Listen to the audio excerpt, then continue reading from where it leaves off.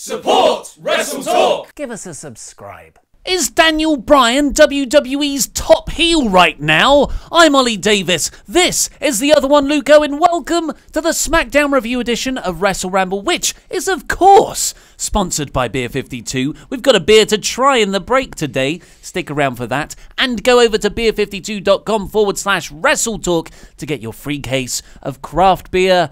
UK viewers only. What a Christmas present. What a Christmas present. We love getting your tweets in from people who are enjoying watching the WrestleRamble with their Beer 52 crate.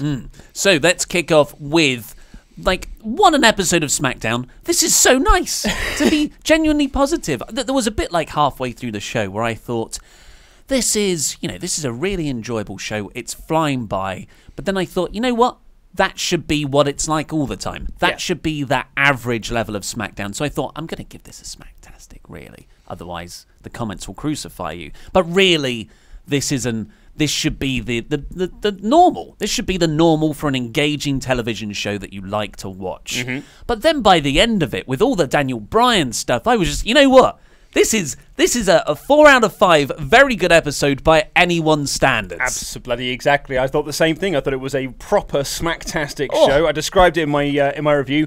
A solid 2 hours of TV that was all feuds progressed. And that's a real big one for me. Things moved forward.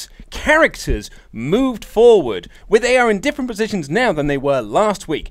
That's a big thumbs up. And I'm into all of them. And I'm into all of them. And now, all the feuds they're doing have made me excited for TLC. Thumbs up! This is great! And we'll get into it on the larger review with the full play-by-play of the show, but I would even argue even the ancillary parts of those matches were also built up. Just for example, Sonya Deville. Yes. Sonya Deville looked great in a segment that was meant to get over Charlotte and Asuka and Becky. Yes, absolutely. What more can you ask for? And Samoa Joe versus Jeff Hardy likely isn't happening at TLC, but I'm excited for when it could happen down the line. Samoa Joe approved with the beer. Drinky. Okay. Ooh, drinking. So, let's talk about unequivocally my most favourite part of this.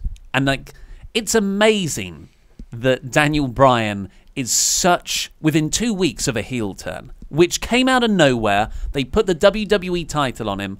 It was shocking and it was fun, but it was the terrible storytelling, really. And that's why I gave that episode of Smack Bang in the Middle, which was very much against the grain. But like you, I thought that, it was a shocking moment, but sort of made no sense in the larger picture. Yeah, it was a very superficial thrill. I enjoyed it, though, but it was just there's no substance there. Absolutely. But, of course, storyline substance, as in what WWE's been telling us. But Daniel Bryan had a long time out. I imagine Bryan likes wrestling, Bryan likes feuds, Bryan likes characters. He's a smart guy. Like us. Yeah. We're smart guys. And he must have fantasy booked his own heel run. And he has a fully fleshed out within 2 weeks.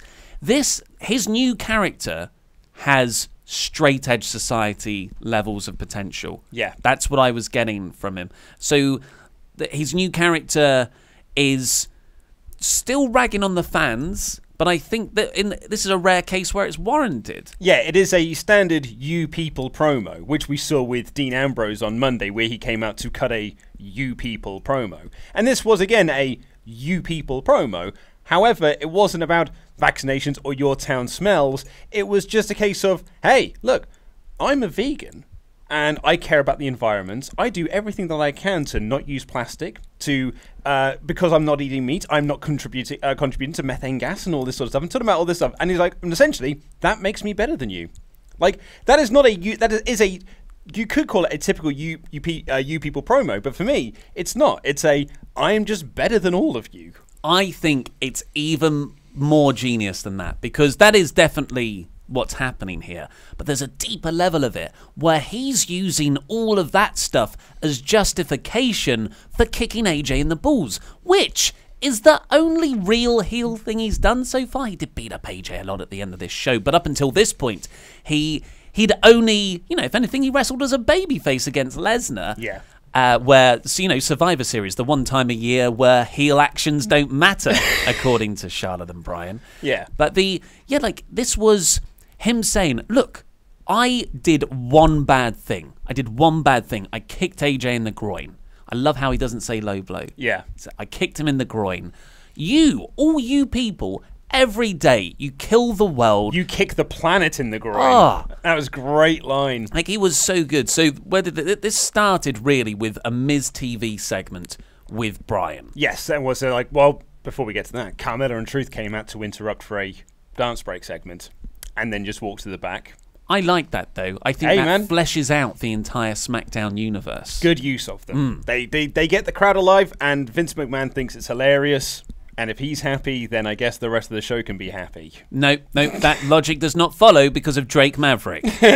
I actually enjoyed it. Yeah, I'm not down on that absolutely. at all. Neither am I. It is funny to think that Carmella being champion for a lengthy period was this year. Yep. Like, that was this year. That wasn't last year. No. Well, it feels like last year. Yeah. But no, she beat Asuka twice on pay-per-view. What a worthwhile push. Twice.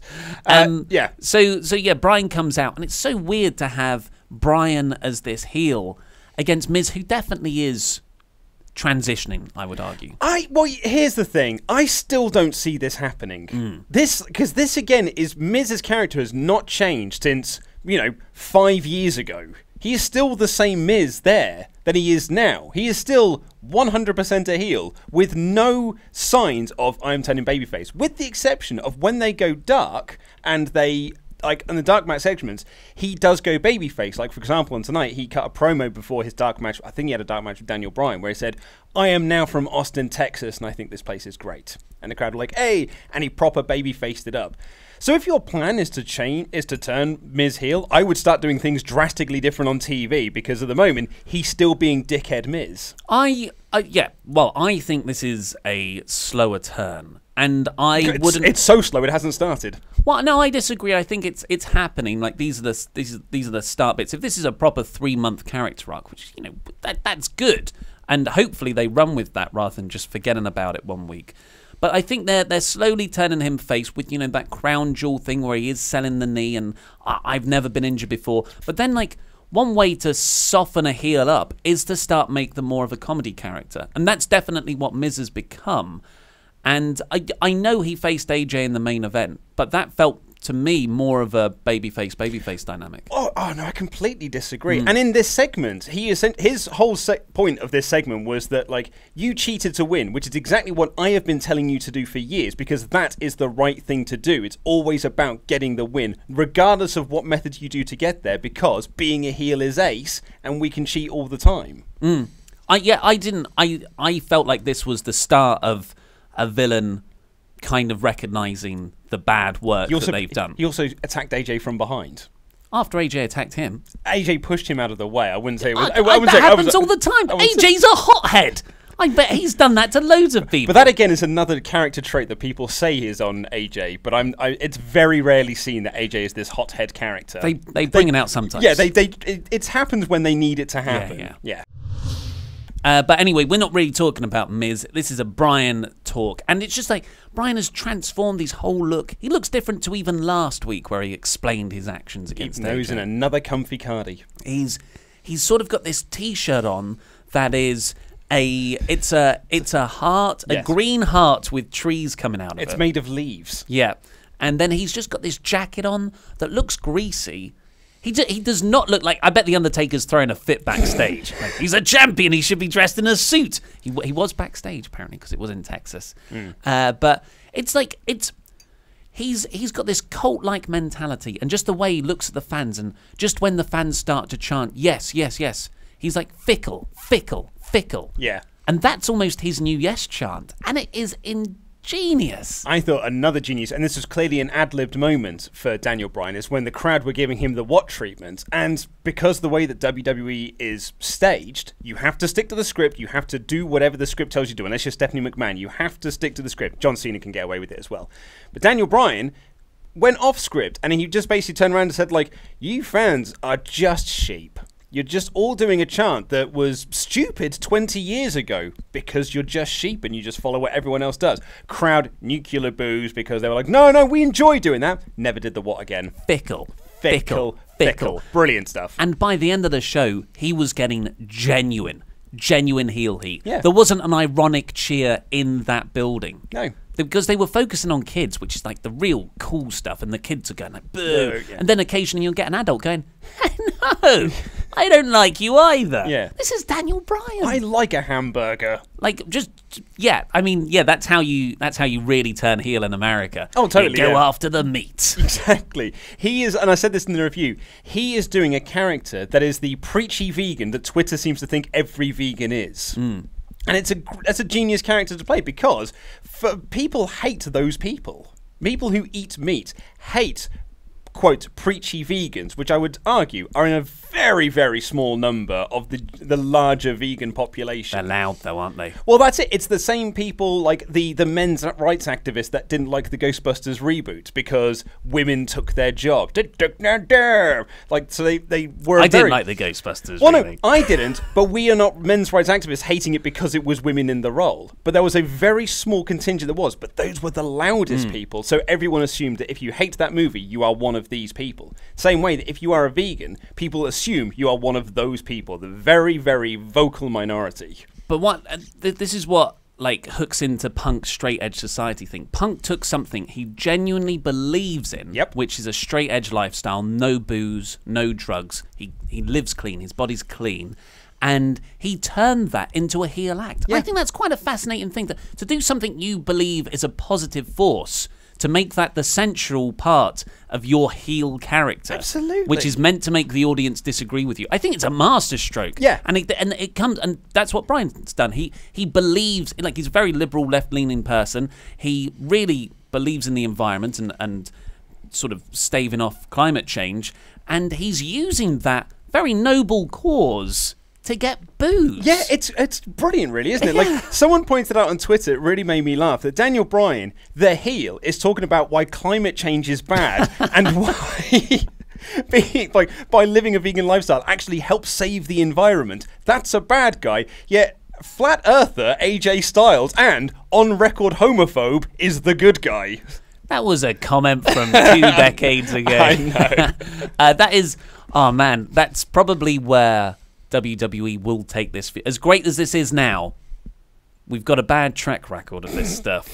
It will be based on, well, Wendy's going to get involved, Bree's going to get involved, and the month after that, it's going to be Flat Earth versus Spherical Earth. Oh, mate, I tell you what, when Daniel Bryan cut that promo on Byron Saxton during the main event, oh, it was so good because, like, well, there's just so Miz TV, then AJ runs down, Bryan runs away, Miz and AJ have a scuffle, which sets up the main event, which Bryan was on commentary for, where this happened. Yeah, he just cut this amazing promo on, like, this whole match. This match was like broadly fine, but it was perfectly serviceable. The crowd perfectly were into serviceable. it. Yeah, but like, for the live crowd, perfectly serviceable. Us watching at home, it was just a backdrop for Daniel Bryan being brilliant on commentary. Yeah. And Byron just goes like, you know, the old Daniel Bryan never would have kicked guys in the groin. And Daniel Bryan was like, oh, then you don't know your Daniel Bryan history. Like, A, that's a great line because that makes Byron look like a complete idiot. But B, when Byron starts talking about something, like, would you like to see your daughter kick guys in the groin? And Bryan just fires up and he's like, I want to see my daughter kick every man she possibly can in the groin. I want to see her stop people using like bottled water and this, that and the other. And he just cuts this amazing promo on Byron that is saying all right stuff. We should use less plastic. We shouldn't eat as much meat as we do because we should really strive better to save the environment and make this planet healthy again. But yet he did it as a heel, and it worked. Yeah, well, it was because he turned it into using his daughter, like to sort of indoctrinate her into the worst side of that militancy, which is just kick some people in the balls to get your goals. That's not a cool way to go about stuff. But yeah, it comes from this realism, and that's why it's connecting so much. And I think that's why he's getting the crowd to actually boo him. And yeah, they have a. The AJ and Miz, like you said, is a pretty backdrop match. Although it got a light "This is awesome" chant at one point. Yeah, I know. Okay. It was perfectly fine, and it was structured for a live crowd. So, but yeah, I was totally engrossed in the Bryan commentary, and Bryan sort of gets outside. He distracts AJ with a handshake, lets Miz get the upper hand, whips him into the steps, skull-crushing finale, kick out in the ring. And then Bryan tries to interrupt again. This is where you're like, okay, Bryan's being an out-and-out heel now. And AJ gets out and makes Miz tap in the calf crusher. Are you trying to tell me that a babyface overcame distraction and still won? It's a novel concept. Crikey. Yeah, the guy who's going after the title gotta win. Oh, mate, I mean... Not over the challenger, No. not over the person who's the champion. Yep. Do you know what? Stranger things have happened, I guess. But then Bryan, as soon as that's over, because AJ's knee was worked over as well, so he was kind of selling after the victory, Bryan gets in and just beats down AJ, targeting the left knee, puts in a knee bar, and the referees come down and trying to stop him. Children in the crowd are actually booing. Kevin Dunn got some good shots of kids booing. Yeah, and shouting stop. Like I saw one kid that was going, stop, stop. It's not real. Stupid Mark. And then Bryan goes over to Greg Hamilton, the ring announcer, and says, do the usual stick. He gets up on the announcer's table, which it always reminds me of WrestleMania 30. Yeah. When he's there holding up both belts. And I think he's playing off that symmetry as well. And he says, the WWE champion, the new Daniel Bryan, really solidifying that in people's heads.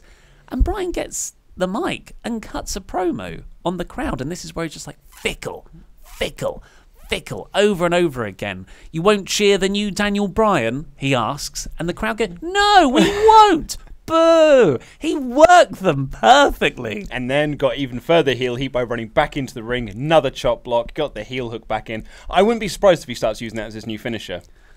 Was it a heel hook or was it the... I thought they said it was a heel hook. Oh, okay. Well, that's interesting because Bryan always said he wanted the heel hook to be his finisher. Okay. Before he came to WWE, but then he moved into the Yes Lock stuff or the LaBelle Lock. Yeah. So yeah, that's interesting if he'll actually use that as his new finisher. Because I thought, because when he was attacking AJ and targeting his knee, I thought, that's a bit weird, a bit weird psychology, because AJ's then going into the match at TLC with an injured leg, but Daniel Bryan's submission is all about the arm and neck. But then, now he's doing this heel hook thing, I'm like, oh, if that's a new submission move, that's brilliant. Because AJ's now going into this match with an injured leg, and Bryan's new finisher is targeting that. Yeah, and it's the new Daniel Bryan. Every single thing that you used to cheer this guy or have a Pavlovian response to going, oh, the yes lock, or oh, the running knee, or the knee, or whatever that thing is that they call it.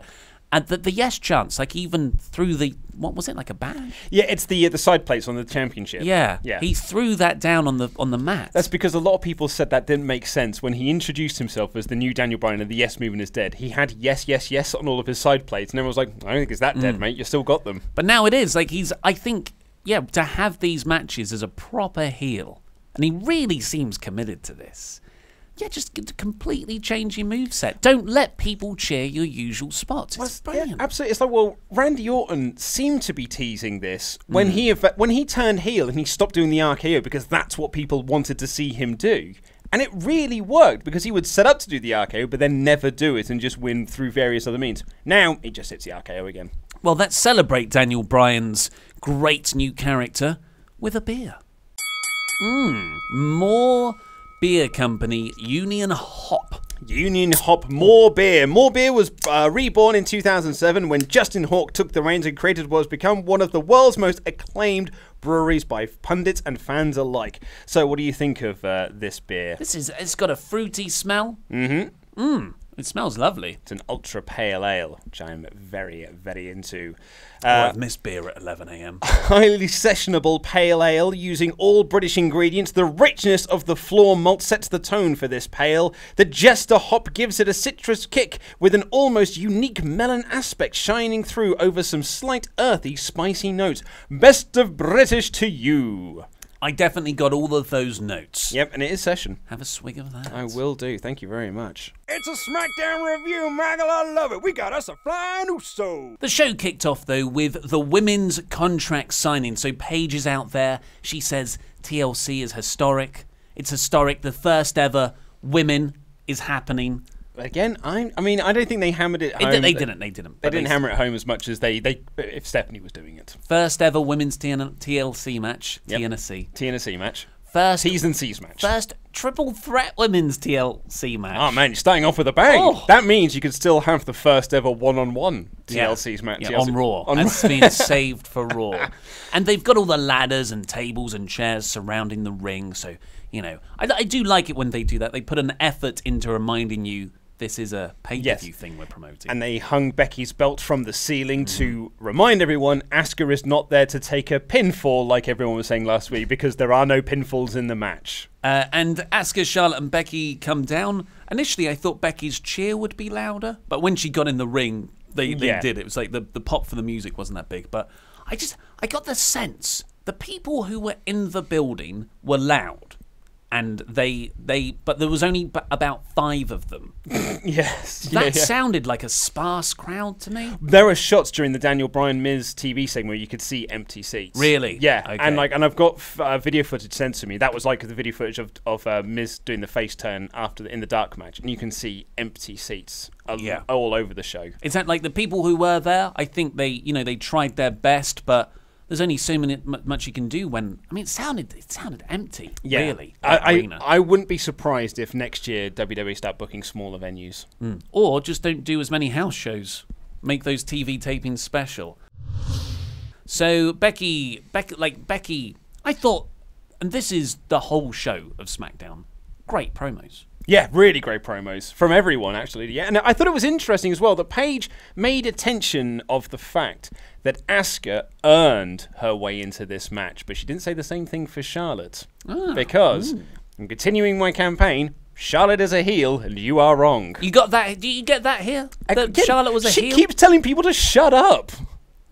Becky does that. Becky did it as a babyface. When Becky tells people the way she delivers her lines is like a babyface would. Charlotte delivers them like a heel would. I think that's just Charlotte. Then brilliant. Then she's a heel, and she's a very natural heel. Natural selection. She's a heel. I'm arguing she's a tweener, so you can make the argument that she's a heel or face. Yes. So I can't lose. It's my point. I've won this argument. Absolutely. Well, fair enough. And that, I thought, wow, Becky's so good on the mic here. She sounds like she's actually talking. Yeah. But then Charlotte started talking. I was like, Charlotte's doing pretty well here as well. She brought up the Nia Jax thing, and they're talking over each other. Yep, telling her to shut up and be like, you dropped the ball. I picked up the ball that you dropped at Survivor Series. And then, Asuka jumps in and she's like, hey, Becky's beating you.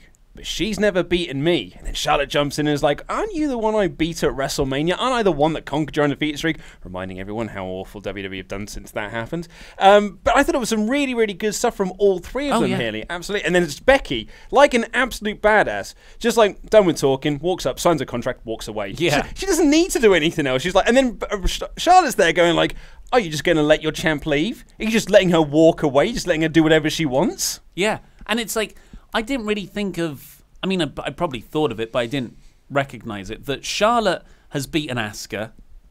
And Becky's beaten Charlotte. So they're all actually viable contenders for this. Yeah. When 50-50 booking works, Oliver Davis. This is a match built around wins and losses. Not about friends. No. Not about who's fallen out with who. This is wins and losses. And to win the title. Yep, the title is the most important thing. Everyone wants to be champion. Everyone wants to be the man. I cannot say amazing. Amazing. Absolutely. This is treating your women's division seriously. Yeah. I read a thing. I doubt this is the case anymore, but at least 5 or so years ago, it was an interview with a former WWE creative team member, and he said you would start off writing for the women's division. And you would get promoted to the men's for writing. Well, yeah, of course. That makes total sense then. Yeah. But hopefully they've changed that around now.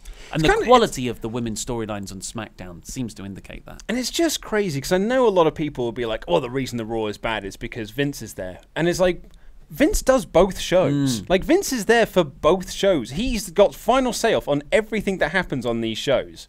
So, as me and Fakador said this yesterday, when he wants something to work, it can work. Yeah. I always think he did the Shield. He everything that you like on WWE, he is also signed off on. John Cena, CM Punk, Money in the Bank 2011. Yeah. I mean, both of those things are 6 years ago. maybe surely something's good happened since. Becky. But Becky leaves. Well, eventually they got on board with Becky, and It just wasn't the story they were telling, Oliver Davis. Asuka challenges Charlotte right now, but here come Absolution. Yep. Guess where this is going, players? Absolutely. Baby girl players, we got ourselves a tag team match. And it was a standard formulaic tag team match in which the baby faces dominate, an ad break happens, and then the heels take over, and then a finish happens. Well, actually, the SmackDown template is the baby faces dominate the pre-break, and then you have the heels working them over in the break. Yep. Come back, heel got a headlock on. Yep. And then the babyfaces come back. Yeah. So for a live audience, you're like, oh, okay, I'm into this babyface comeback because I've seen the heels work them over. But for viewers who don't watch the little stupid split screen thing they do with the adverts, we're like, I have no psychological investment in the babyface's comeback now. But it was a cool finish because there was a bit of a kerfuffle between Mandy Rose and Asuka up on the apron, and Charlotte turns around thinking she's going to boot Mandy Rose in the face, but actually boots Asuka in the face. Asuka hits the floor, and then while Charlotte and Sonya Deville are doing a couple of things, Asuka runs in, sliding knee to the face of Charlotte, and allows Sonya Deville to pin her. And I thought Asuka sold this brilliantly, because she essentially, she feigned sorrow of being like, oh, sorry, oops, did I do that? Yeah. And I was really annoyed that WWE.com did not have a good photo of that when I was trying to do my review. You've got to go to the feed. You've got to capture annoying. that. What's that? Who's the Japanese wrestler we like? Toriano. Yeah. That's what we should have done. So this was. I mean, my other note here is Charlotte's wrestling like a total babyface. Gets hot tag. Kip up. Yep, and she was on the apron cheering on Asuka being beaten. Not cheering her beaten up, but cheering on to get the tag. Yep, and Asuka hit Charlotte first. I mean, she's totally a heel though, isn't she? But the positive thing, so Becky's out. That does undermine my point. Becky's on commentary for all this. Well, she's at least at ringside. She wasn't on commentary, was she? No. But, Charlotte and Asuka lose nothing here.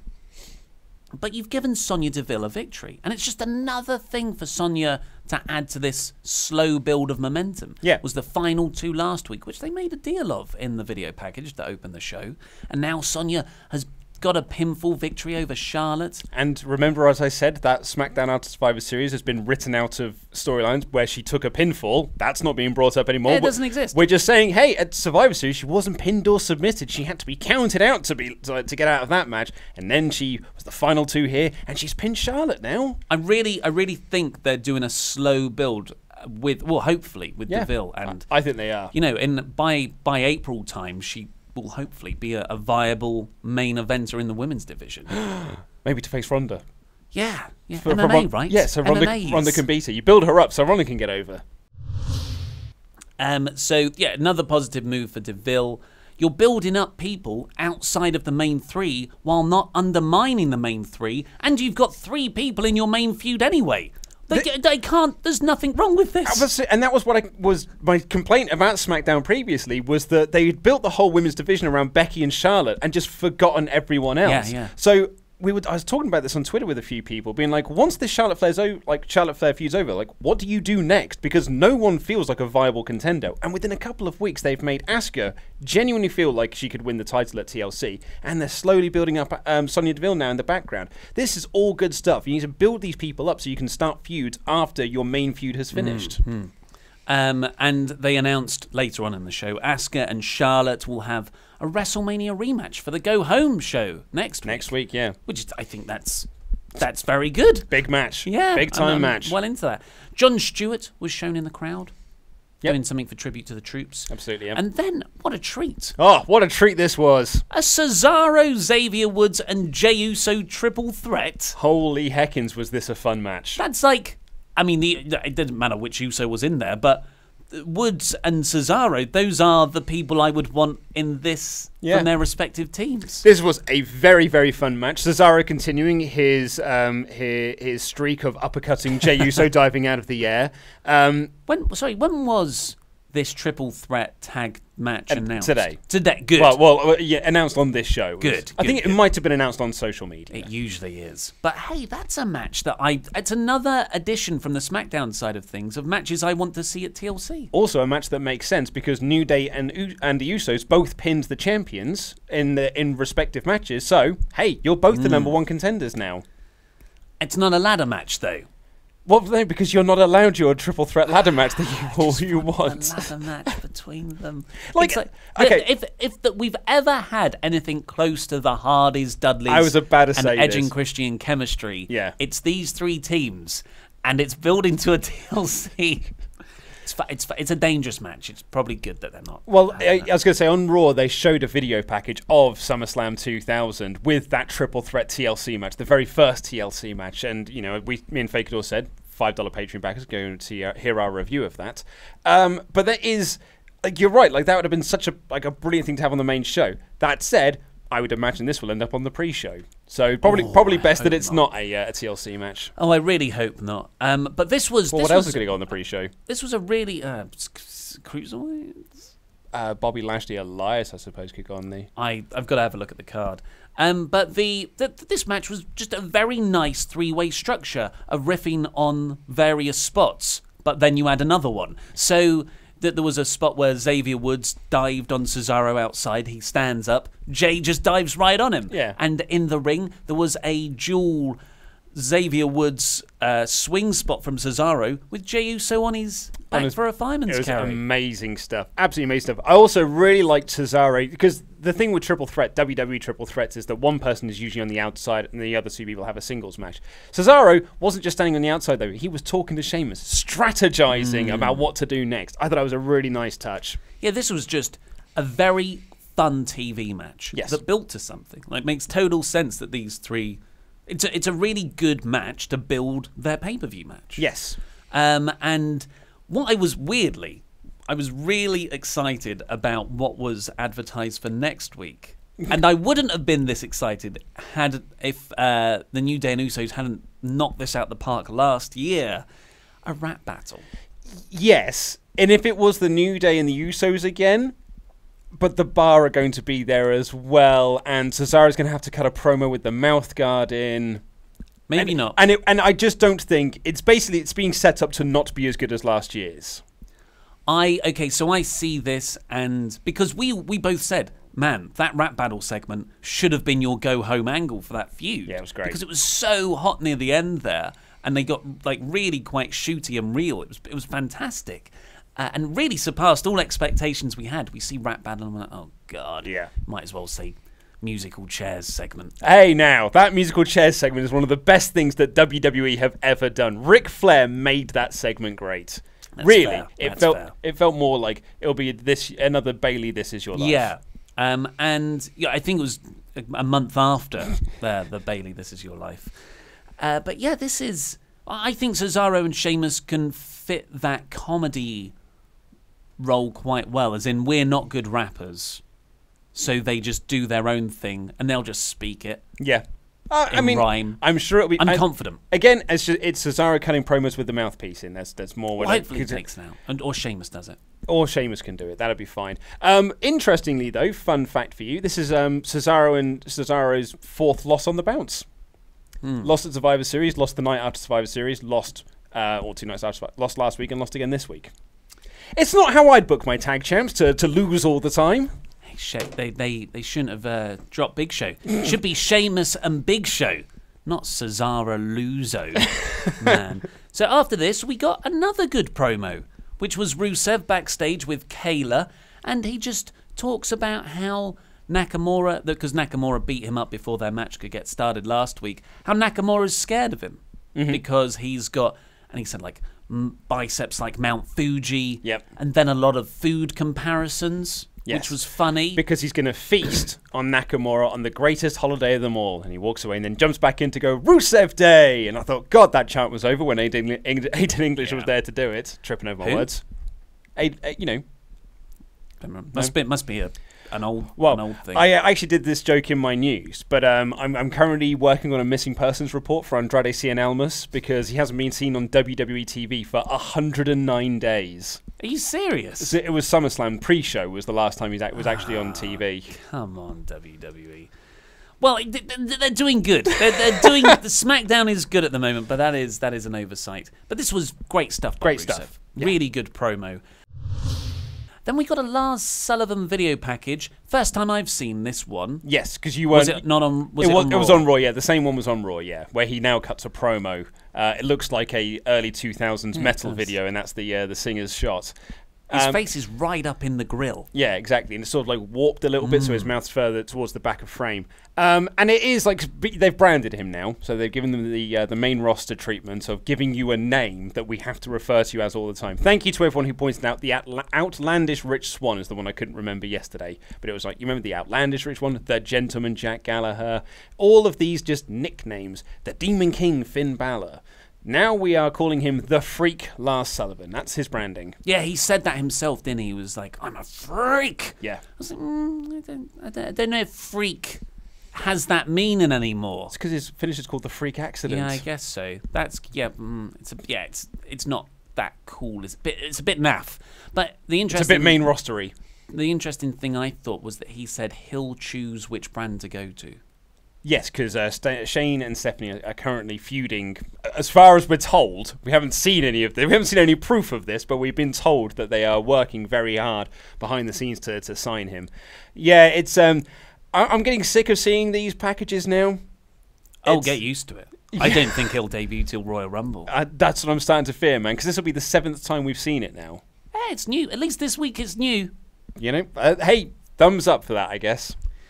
Then we get the Miz TV segment that we've already talked about. And then we got the co-main event, really, because after this it's Miz versus AJ, which we've already talked about, which happened. It wasn't just Daniel Bryan on commentary, although that was the better part of it. Jeff Hardy versus Randy Orton, which it was just... So it's a big match. You put this in the TV guide, you might get people tuning to watch it because they recognise that match from 10 years ago. And the rest. And it builds, so both guys aren't feuding with each other, which is very important here. Mm-hmm. Randy's feuding with Ray, Jeff's feuding with Joe. And they furthered one of those storylines, and the other guy got a win. So I think overall, this was a successful segment. The worst thing they could have done was just another Randy Ray segment. Yes, however, it was just another Jeff Hardy versus Randy Orton match in 2018, which I'm very much past now. And continuing when I pointed out that Andrade hasn't had been on TV for 109 days, where is sanity? Where's half of the SmackDown roster? It's always the same lads that are on each and every week. And unfortunately, it's people like Randy Orton that I'm just not interested in. Yeah, Almas getting a win over Hardy here because of distraction from Joe, which is what happened. Would have been a nice little bump of momentum for Almas. But they not that it would go anywhere, but yes. Yeah, but they just kept on building this throughout the night, and when it happened, as the most vicious rivalry of the year. He put his finger in Jeff's ear once, and gave him a weird wet willy once, and has been proven time and time again. Jeff's fine. Jeff is absolutely fine. Or maybe he's not. Maybe this is going to play into the storyline. He's on the booze again. He can't feel it himself. Maybe. So yeah, this is what happens. It's a match. It's a Jeff Hardy Randy Orton match. Paint by numbers to describe that. And the live crowd sounded pretty quiet, I thought, for this. So it's not just us who are a bit sick of it. Mm-hmm. But Jeff is setting up a swanton bomb onto Randy Orton on the announcer's table. You're never making that, mate. Absolutely not. In a cat and L's chart are you making that jump. And but you know, that's not saying he won't try. Just his heels tap Orton on the way down. So I was kind of worried about that, but at the same time, like, hey, that's a big spot. What an episode of SmackDown. But Samoa Joe brilliantly appears on the screen on the Titantron, and he's in a bar. My favourite thing about that, though, is Joe comes up and he's in a bar. We can all clearly see that he's in a bar. It's like, oh, hi there, Jeff. Hope you're having a fun match. I'm just in a bar, but you can already recognise that. Yeah. I've got a wonderful little touch. It's like, oh, you know what every bar looks like because you're an alcoholic. Joe's performance here was immaculate. Oh, it was so good. So This was smug. so smug. We didn't answer the question that we posed at the top of this. Is Daniel Bryan the yeah. best heel in WWE? I think Joe is giving him a run for his money.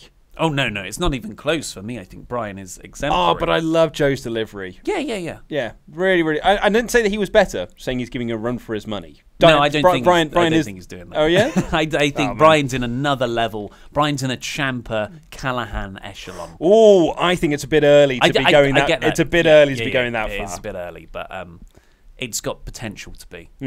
Potential indeed. Well, Straight Edge Society, one of my all-time favourite acts, That WWE got bored of. which WWE just inexplicably dropped.